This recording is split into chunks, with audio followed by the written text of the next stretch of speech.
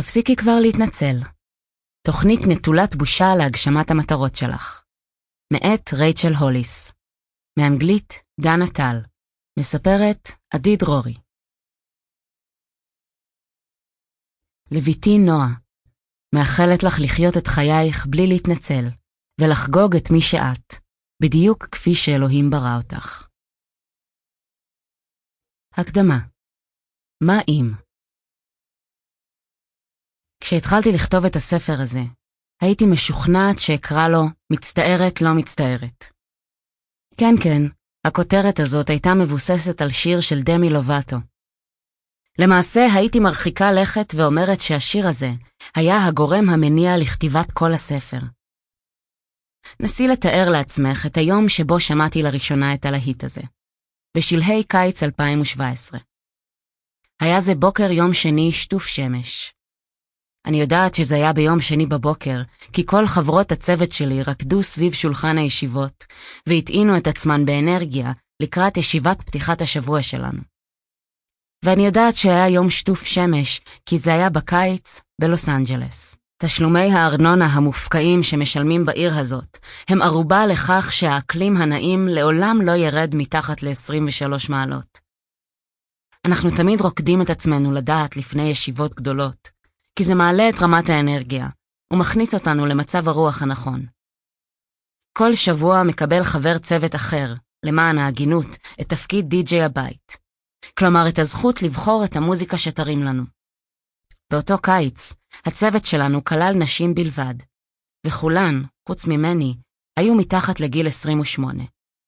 כך שזכיתי לקבל בונבוניירה של דור המילניום. בכל פעם חיכתה לי הפתעה אחרת. ביום שני המסוים ההוא, שמעתי את השיר של דמי בפעם הראשונה. זאת הייתה אהבה מהאזנה ראשונה.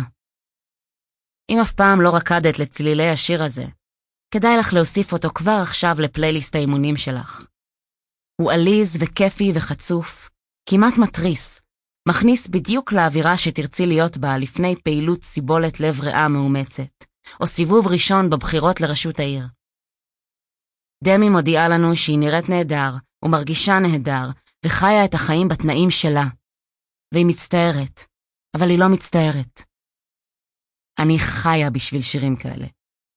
זה להיט פופ קליט שמתאים בדיוק לסגנון של מחסן הנשק המוזיקלי שלי, שבו אני משתמשת כדי להתמלא באנרגיה או לשנות את מצב הרוח שלי. אחרי החוויה הראשונה הזאת, נדלקתי קשות על השיר. הקשבתי לו במקלחת, במכון הכושר, במכונית, עד כדי כך שניגנתי אפילו את גרסת הילדים מהתוכנית קידס בופ, כשהילדים שלי היו בסביבה, כדי שהוא לא ירד מהפלייליסט שלי. זה מה שנקרא מחויבות. כל מי שסבלה אי פעם את הזיופים של קידס בופ, יכולה להעיד שהם המעגל השביעי של גיהנום ההורות. אבל זה רק מראה לך עד כמה אהבתי את השיר הזה. האזנתי לו כל הזמן, ובסופו של דבר עלתה שאלה בראשי, על מה אני לא מצטערת? כי את מבינה, דמי אומרת בשיר שהיא לא מצטערת על כך שהיא חיה את החיים בתנאים שלה.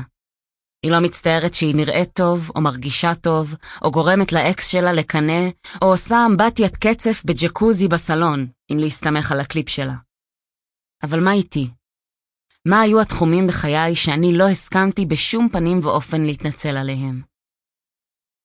הלוואי שיכולתי לספר לך שכל החיים שלי הם רשימה אחת ארוכה של מעשים שבהם לא שמתי קצוץ על מה שאחרים חושבים.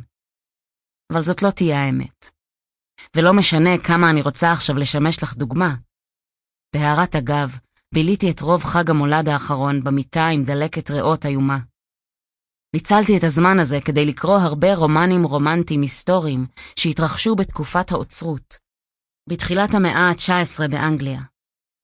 היו שם דוכסים מהורהרים שתמיד אמרו דברים כמו, אבנג'לין, אני לא שם קצוץ על מה שהחברה חושבת, ממש לפני שנשקו את הגיבורה בלהט של 10,000 שמשות או משהו כזה.